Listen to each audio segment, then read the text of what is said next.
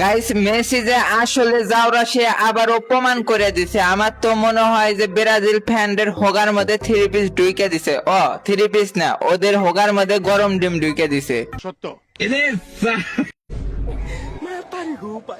Guys, আমি সহ ব্রাজিলের ফ্যানরা চিন্তা করছিল যে টাই ফিকারের মাধ্যমে পুরো খেলাটা শেষ দেখবে, কিন্তু এরই মধ্যে মেসির কিছু জাউরা সন্তানরা একবারে ঢুকে দিছে।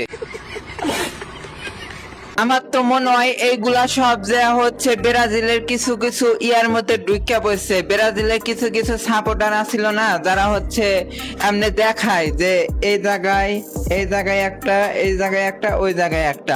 আমি ওই দিন কাপ গুনে দেখছিলাম যে ওদের কাপ হয়েছে হচ্ছে 7টা, তার মানে ওদের 2টা দিয়াও ওদের হোগার মধ্যে একবারে ঢুকে দিছে জাউরা মেসি। অন্যদিকে আবার দেখতেছি যে আর্জেন্টিনার জেতার পিছনে বড় ধরনের একটা হাত আছে।